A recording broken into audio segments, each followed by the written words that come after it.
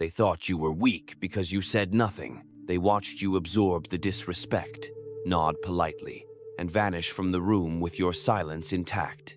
They laughed behind your back, mistaking your restraint for submission.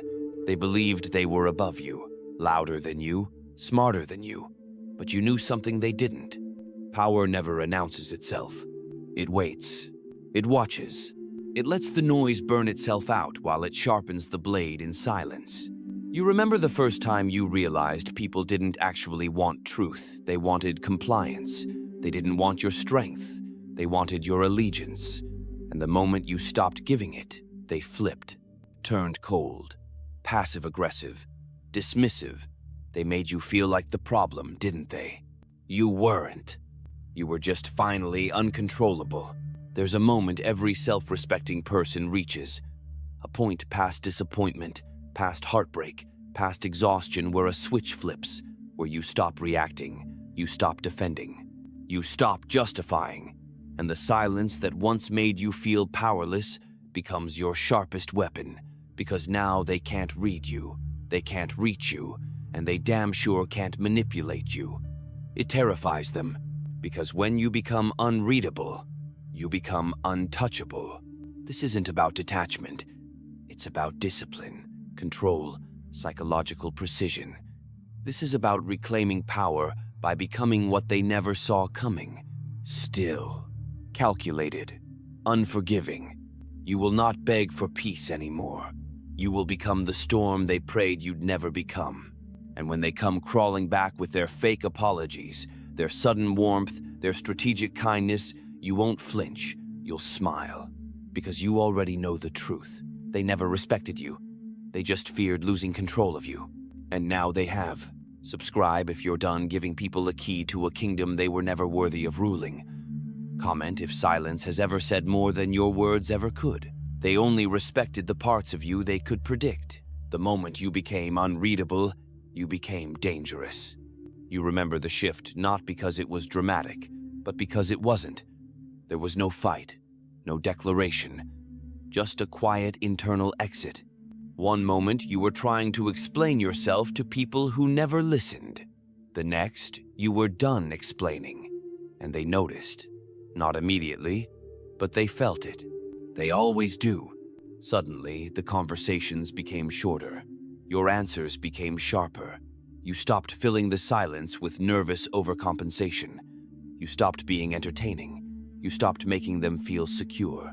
And that's when they started accusing you of being distant, arrogant, cold.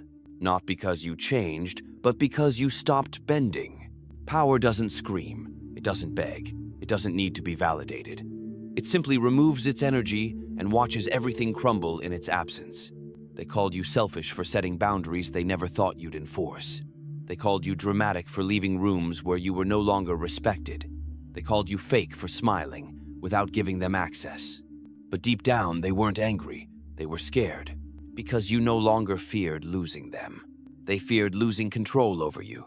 That's the first law of invisible power. The second you stop reacting, you shift the dynamic, and not in words, in presence. You become the one they can't read, can't predict, can't use. And that confuses people who've survived by exploiting your emotional instincts. They want your reactions because reactions are predictable. Reactions can be managed. But silence? Silence is threat. Silence is uncertainty.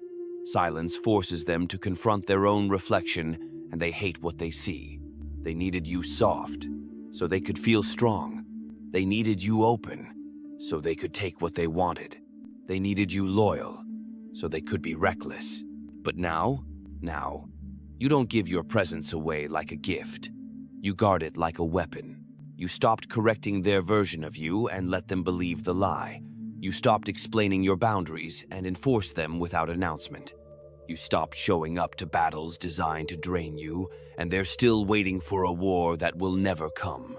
That's the difference between loud power and real power. Loud power performs. Real power disappears. There's nothing louder than the presence they can no longer reach, and nothing more terrifying than a version of you they no longer have access to. Keep watching them try to provoke you.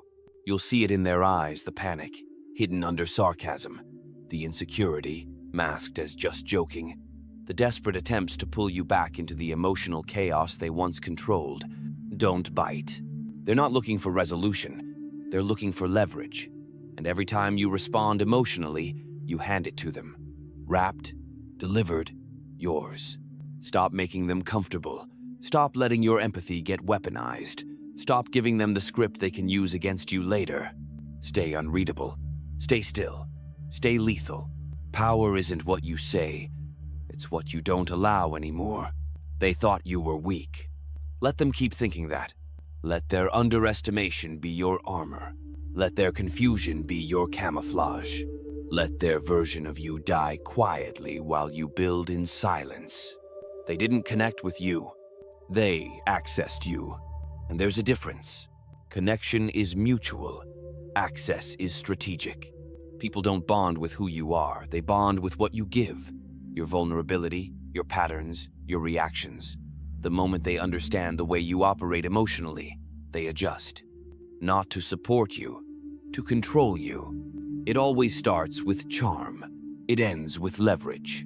They asked deep questions not to understand you, but to find the wires, the trauma points, the triggers, the needs. Then they used affection to wrap themselves around those weak spots like a parasite. And once you trusted them, once you showed them your internal code, that's when the shift began. Less validation, more ambiguity, less presence, more inconsistency. They fed you just enough to keep you craving, then pulled back just long enough to keep you anxious. And you thought it was miscommunication. You thought maybe they were just busy. You thought maybe you were the problem. Because that's the brilliance of emotional manipulation. It doesn't shout. It whispers doubt. It keeps you guessing, keeps you hoping, keeps you just unsure enough to keep investing. They didn't want you safe. They wanted you hooked. And the best way to hook someone? Confuse them. Then give them hope.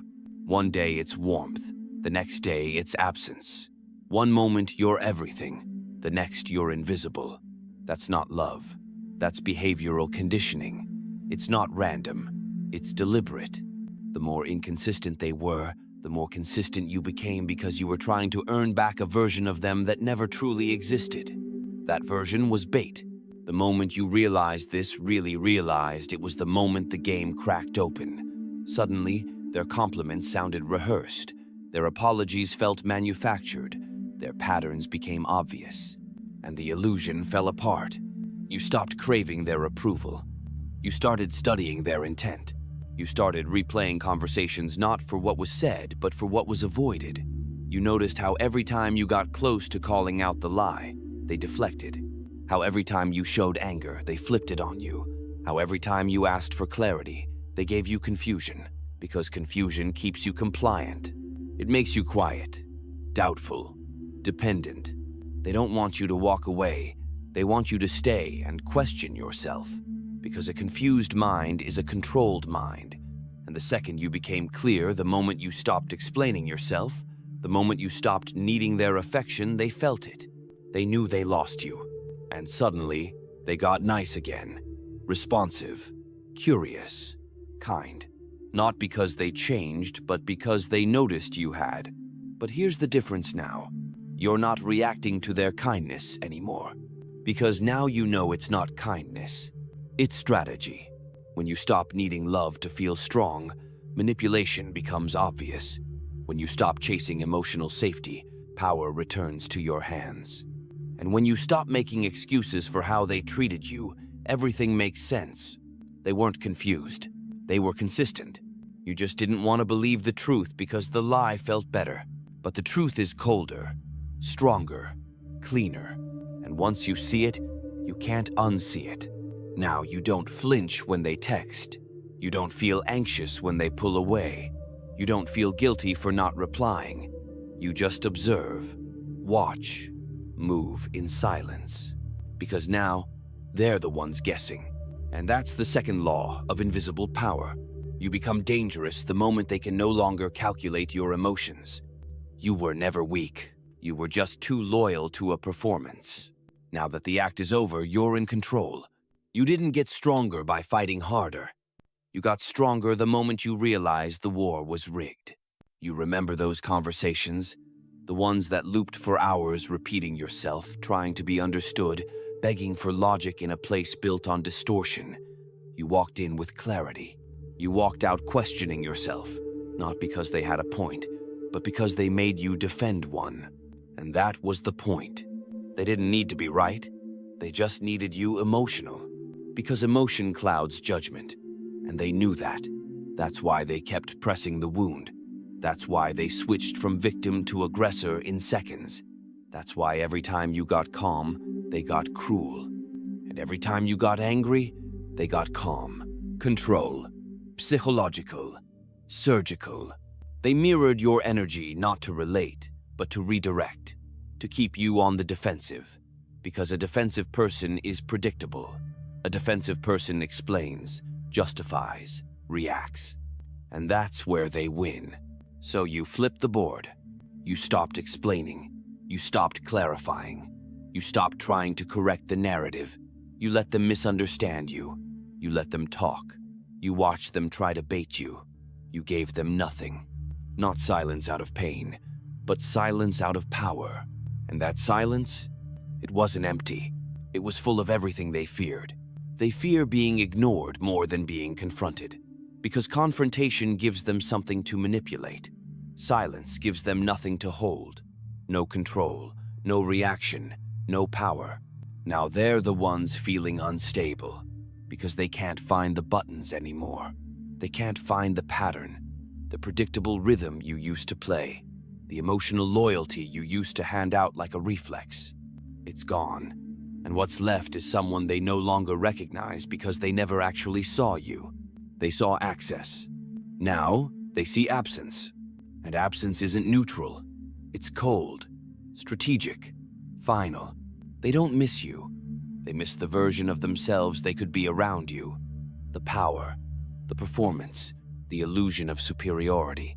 That version is dead now, and so is the game. You're not trying to be understood anymore. You understand yourself, and that makes you unplayable. That's the third law of invisible power. The moment you stop defending your character, they're forced to confront theirs. They don't have you as a distraction anymore. They don't have your reactions as a mirror. They're left with themselves, and they were never built to survive that reflection. So now, they're scrambling, framing you as cold, distant, toxic. Not because you changed, but because you refuse to bleed for them anymore. They used to pull the strings. Now, the strings are gone. And in the quiet, they're not just losing access. They're losing identity. You are not cruel for withholding your energy. You are strategic for conserving it. Let them spiral. Let them weaponize your silence. Let them invent stories to feel superior. You know the truth. You always did. You just stopped handing it out to people who turned truth into a weapon. They want access? Let them earn clarity in the silence they once used against you. You won't need revenge. Distance is devastating enough. They called you emotionless, but they never once considered how much emotion it took to survive them. You weren't born cold, you were made cold. Forged in the fire of contradiction, gaslit by people who demanded your empathy, then punished your honesty. Used by people who wanted your loyalty, then resented your strength. You became unreadable because transparency got you hurt. Not once, repeatedly. They didn't want the real you. They wanted a mirror, something to reflect their needs back at them, without resistance, without edge. They loved your openness until it revealed their weakness. They loved your honesty until it exposed their dishonesty. So you adjusted, slowly, precisely, like a blade being drawn.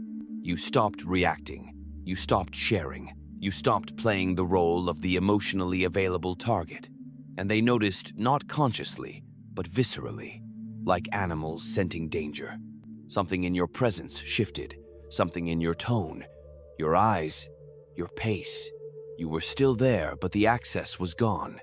Now they couldn't decode you, couldn't read your intentions, couldn't trigger your responses. And the second someone can't read you, they can't manipulate you. That's the fourth law of invisible power. Clarity is only power when it's in your hands. In theirs, it becomes a weapon. But when you hold it, it becomes leverage. Now, every word you say lands heavier because you rarely speak. Every boundary you set gets followed because you no longer debate it.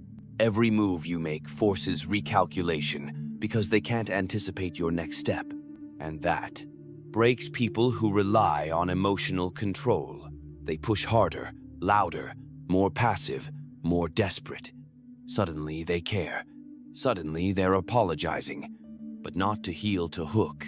To bring you back to the version of you they could predict. The one who explained. The one who needed. The one who cracked open under pressure.